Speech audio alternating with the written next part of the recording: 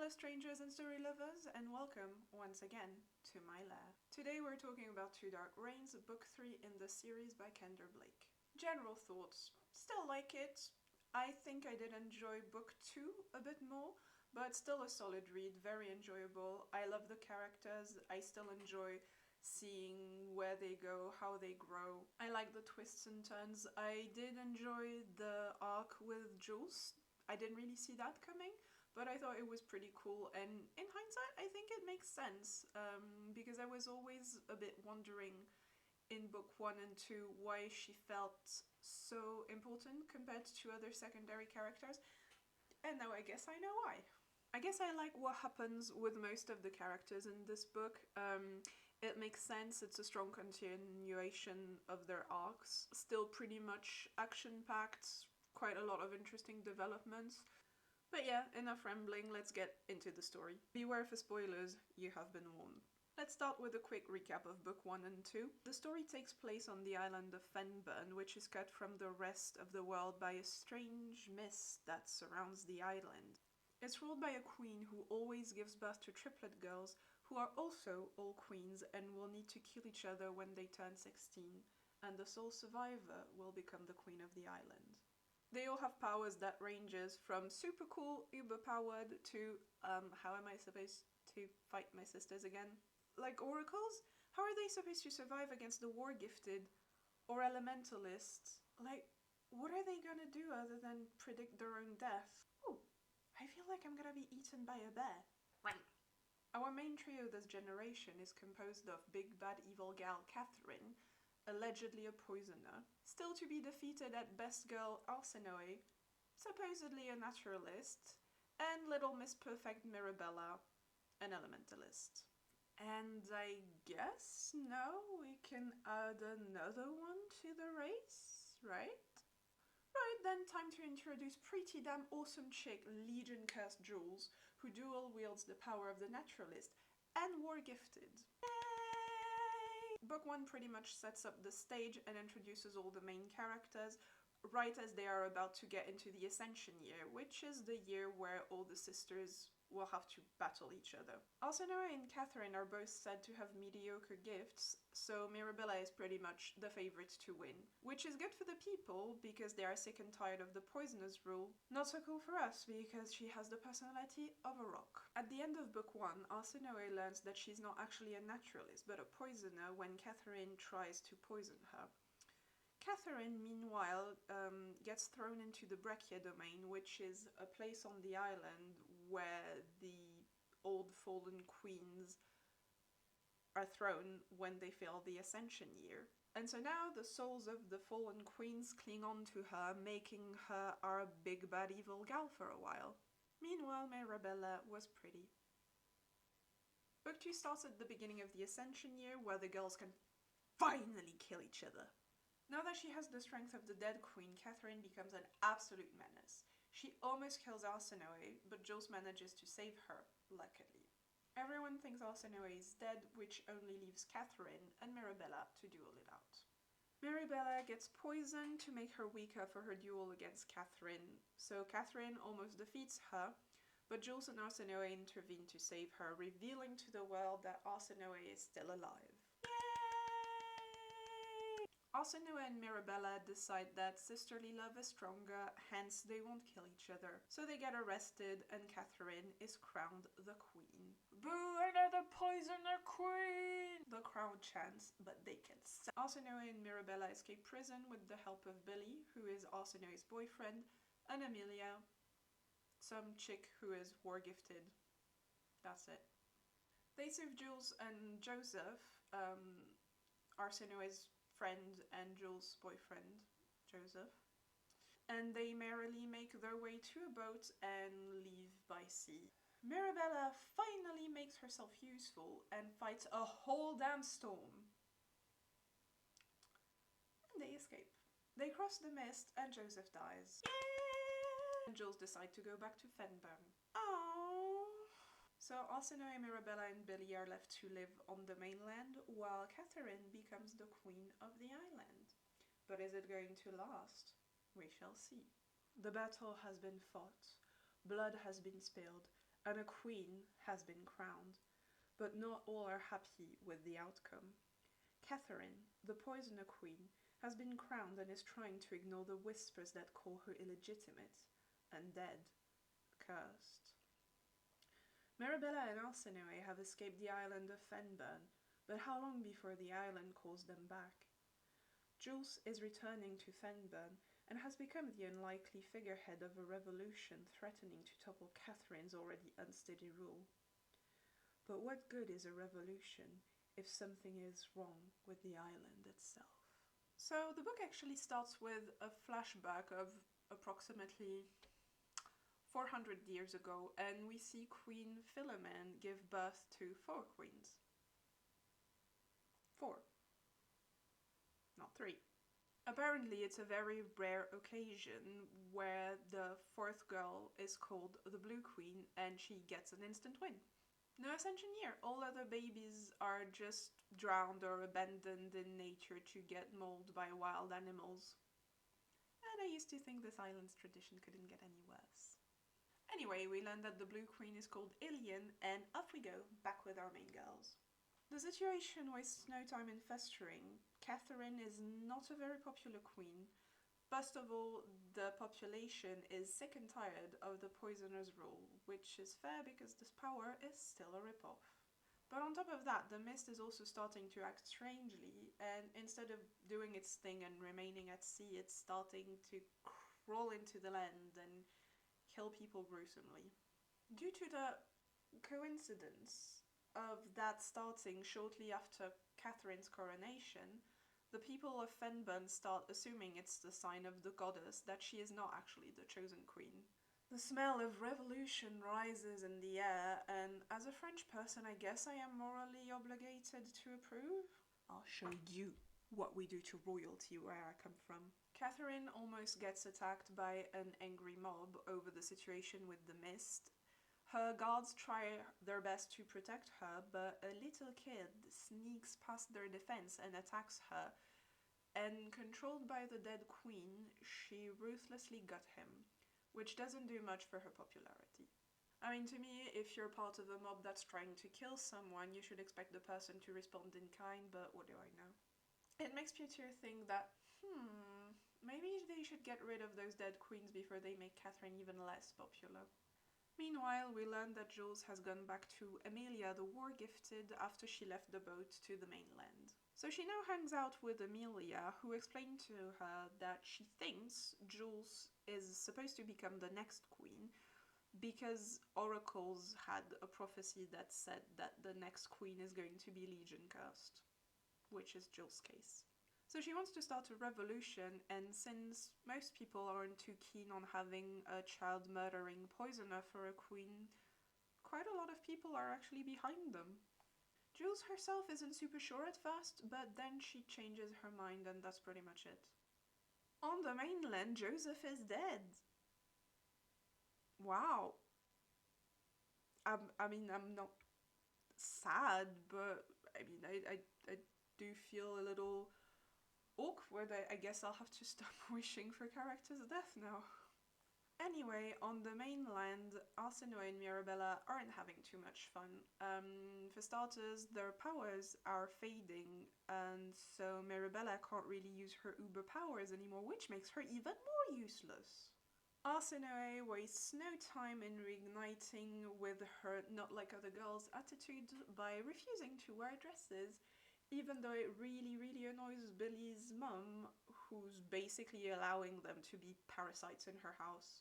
But she also seems to be a pretty nasty woman, so Like, I would hold Arsinoe accountable for being a little menace. What do you think this is? A fair channel? I don't think so. Arsinoe starts having vision of a creepy shadow creature. Her nights are also plagued with dreams that seem to be the past life of a girl named Daphne, who lived in Centra 400 years ago, and she accompanied Henry to meet Queen Ilian as a suitor. Arsinoe, being as clever and amazing as she always is, rightfully deduces that Daphne is a queen, even though she doesn't know it herself. The terrifying visions seem to want her to get back to Fenburn, while she will explain everything that happened, because there she will be powerful enough to talk to Arsinoe. So Arsinoe tries to sneak away to Fenburn without Mirabella and Billy, but her ingenious plan fails and they end up going with her. No, going alone was not a stupid idea. Arsinoe doesn't do stupid ideas, okay? Back to Jules. Her and Amelia's troops go back to Wolfspring, more precisely the Black Cottage, where they find a very pregnant Madrigal, who is Jules' mum. She's about to give birth and she looks really, really not great, and she reveals that she had a vision that she would die while giving birth. What follows is a very intense scene of Madrigal giving birth, and damn. For most of 2 books, Madrigal has been portrayed as this very selfish woman child who has a very tense relationship with her sister Karag, because she seduced her man, and yeah, she has a very tense relationship with her sister, but also with Jules herself. So in this moment, she's convinced she's going to die while trying to push out another human being out of herself, and Karag and Jules are trying to convince her not to give up, even though she doesn't really want to fight because she thinks that's her destiny. So they try to convince her, and they tell her they love her and that she has to stay alive to raise that baby, and honestly, it was a great scene. Very intense. I felt like I was giving birth after it. But in the end, Madrigal survives. She names the boy Fenburn after the island, which is cringe, but then again, so is she. Then she goes back to town to inform the baby daddy. Or she would have if she hadn't been captured by Katharine's guards. Katharine, who has now heard about the rebellion, and offers a trade. Madrigal against Jules. Wait, excuse me, what? You wanna trade useless Madrigal over there against Jules?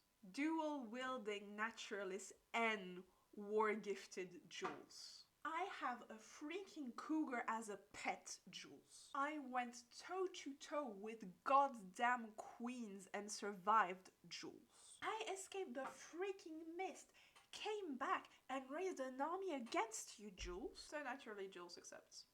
Hey, Jules is a good girl, okay? Of course she's not gonna let her mum die. While he has Madrigal around, Pieter asks her for help with Katharine's little dead queen's infestation problem, because she is the island's biggest expert on low magic. So she explains to him how he can potentially get rid of the dead queens, but she does warn him that it could potentially kill Katharine when they leave, because she died already, because he killed her, because he didn't want her to die. Arsinoe, Mirabella, and Billy arrive in Fenburn, the island, not the baby. That would be weird. They land exactly where Jules and Amelia's settlement is. What a coincidence. Stories are allowed a few coincidences if it makes the story better. And it does make the story better. What, you wanted Jules and Arsinoe to not see each other? What kind of monster are you even? Arsinoe and Jules are so happy to see each other, and it's so cute, and it warms my heart. I love them. What a beautiful friendship. Arsinoe even tells her she's happy for her to become queen, because herself, Arsinoe, is not really in the race anymore, and she's so supportive, and it's great, and it's adorable, and I love her. Arsinoe and Mirabella, of course, have to hide themselves because everyone thinks they're dead. But Amelia says that, you know, it might actually help for them to reveal themselves, since having the support of 2 previous queens might make Jules even more legit. Which is a solid plan. Mirabella isn't super convinced by the idea of Jules becoming a queen, because she's not a queen. She wasn't born that way. She doesn't really have it, you know, like Mirabella does. Regardless, Mirabella decides to stay with Jules to help her retrieve Madrigal, which is pretty kind of her. Arsinoe, of course, also wants to stay to help Jules, but she gets another vision from Daphne, who tells her to hurry the F up. She decides to climb the mountain in the direction Daphne points her to, and Billy comes with her because he's perfect. So they all do that. And when they are about to start a fight, the mist attacks. In a total state of panic and guided by the dead queens, Katharine kills Madrigal, which unleashes the bound over Jules' Legion curse, and she goes crazy. Meanwhile, Arsinoe learns more about what the hell Daphne wants from her. Daphne shows her despite how she ended up becoming Ilian's friend, she also ended up killing her due to some shenanigans that I'm not going to get into. But long story short, Daphne pushed Ilian in the sea, and by doing that, Ilian became the mist surrounding the island. So for the rest of her life, Daphne pretended to be Queen Ilian, since she was a queen herself. So now she tells Arsinoe that, you know, since the mist was created by killing an elementalist queen, maybe we could destroy it by, I don't know, killing another elementalist queen? So Arsinoe says no and they leave. So the mist is there, Madrigal is dead, Jules is crazy, and Arsinoe achieved nothing. So she gets back to find Jules and Mirabella, only to learn that Madrigal is dead and Jules is crazy. Using her poisoner's instincts, Arsinoe manages to create a potion that put Jules to sleep so she's not a complete menace. And after that, Emilia thanks her for helping Jules.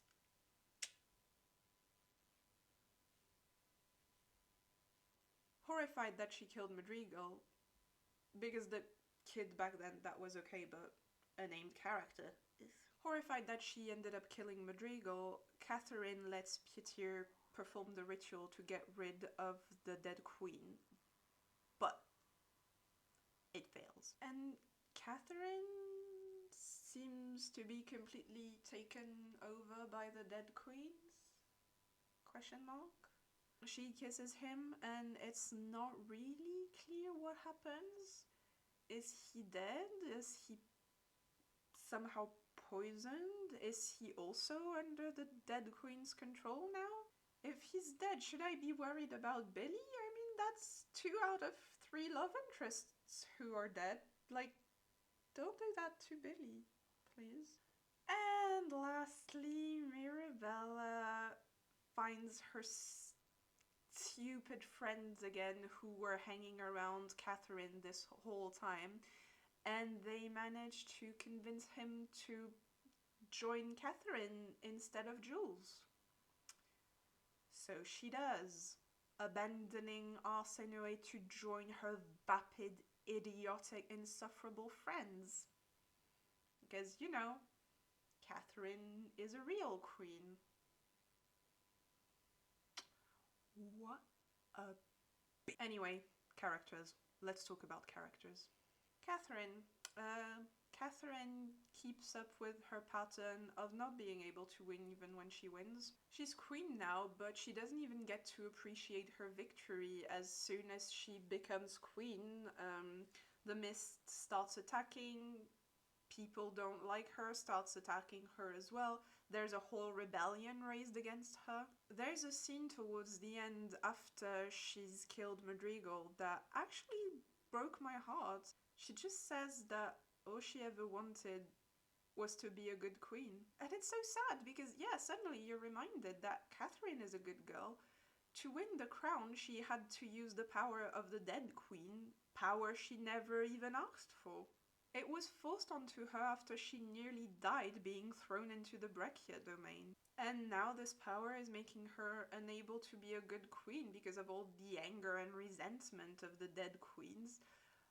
But when the mist attacks the first time, she doesn't even hesitate. She goes to investigate despite the fact that it could be dangerous for her. Could she be a good queen without those ghosts clinging to her? I don't know, maybe? I don't think she necessarily would, but she would definitely be better, more approachable. And to be fair, I'm not sure if her sisters would be better queens anyway. Katharine is still an interesting character, even though I don't think she is as interesting as she was in Book 2. Book 2 implied a lot of changes for her, and Book 3 kind of solidifies that trajectory, but it doesn't add a lot to it. Which is fine, by the way, you can't redefine a whole character with every book. Sometimes you just have to keep going in the same direction, otherwise it gets a bit too much. And yeah, to me it's like a great continuation of her arc, and her themes of just like, yeah, being unable to win and just losing everything she cares about. I still find her fascinating. She's a very tragic character that I end up rooting for even if I don't. In book 2, she kind of was this bad guy figure, but in book 3, not so much anymore.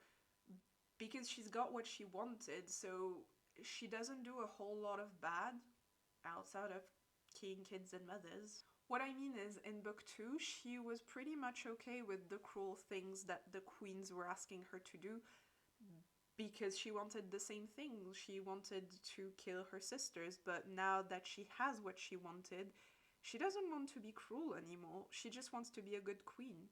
But she can't because of the dead queen and because the people just don't like her. It's messed up in a lot of ways. Also, the fact that the inhabitants of Fenburn shun Katharine for being cruel when they themselves support a cruel system. Like, it's repeated many times that people want a bloody ascension year, and Arsinoe and Mirabella are being called traitors for refusing to kill each other. So it's a bit like, well, you want this cruel system and you're excited over it, and then when you have a cruel ruler, you're not happy? Yeah, who would have thought that a cruel system would push a cruel ruler, right? But yeah, Katharine, she breaks my heart a little bit, and I can't wait to see what happens to her. I hope they manage to save her from herself. Now let's talk about the best girl. She's such a pain in this book, and I can't be mad at her. Arsinoe is still the best, but why, oh why does she have to try and do everything on her own? Trying to run away to Fenburn alone, not telling Mirabella that Daphne wants to kill her. That's not healthy behavior, girl. Not gonna lie, while I don't care that Joseph is dead, I was pretty sad to see her mourn him. She's pretty isolated at the beginning of book 3 because while she has Billy and Mirabella, she's lost her home, she's lost Jules, she's lost Joseph, and she's in foreign land. And Billy is back home with his duty and his mother, who's very obviously not the biggest fan of Arsinoe, and she wants to marry him off anyway to a proper lady with the money because Billy's dad is not back from his trip to Fenburn for some reason. So the money is low. So all in all, Arsinoe feels even more isolated than ever, which is why she would go back to her old ways and try dealing with things on her own, which, you know, bad. Arsinoe, bad. After that, you have Daphne, who starts appearing in her dreams, and she has this immediate connection to her, at least she feels connected to her, and it's never really revealed why Daphne picked Arsinoe specifically. Although now that I say that, I assume that it's probably because, well, she was not going to ask Mirabella to kill herself. Although, even that, I'm not so sure. Yeah, I can totally convince her to kill her sister even though she's gone out of her way to save her multiple times. Totally gonna work. But it seems like there's this kind of spell on her almost. Like at the beginning when Daphne tells her that she wants her to kill Mirabella, Arsinoe is absolutely horrified and she's like, no, absolutely, there's no way I can do this. But then you see the idea slowly making its way to her head. Like there's this moment that actually made me laugh towards the end when she's listing things she needs to do, and it goes like, so go back to Sunpool, find Jules, kill Mirabella, wait, what? So yeah, interesting, but with all that's happened, it's getting a bit hard to imagine a happily ever after for the three of them. Although, I don't know, maybe? I still see some hope for the three of them. Not sure how they'll defeat the Mist, although even if Mirabella sacrifices herself, I can't really understand the mechanic of it, so... Anyway, back to Arsinoe. I really love that moment when she sees Jules again, and they're just both so happy. And Arsinoe learns about Jules' plans to become queen, and there's just never any doubt, never any hesitation. She just goes like, yeah girl, of course you should be queen, you're already a queen to me. She doesn't actually say that, but she totally means it. And she's right. But yeah, you see, that's the Arsinoe I love. She's sweet and she's selfless and she can be so supportive and I love her. Now let's talk about the eternal thorn in my thigh now that Joseph has kicked the bucket. God damn it, Mirabella. You know what? She was actually growing on me. She really was. Now that she was away from her stupid friends and just hanging out with Arsinoe and Billy, I was actually enjoying her. She was protective, she was supportive, and to be fair, I guess she always kind of was, and maybe it's just because of my own biases, but I don't know, to me before that, it always felt kind of superficial.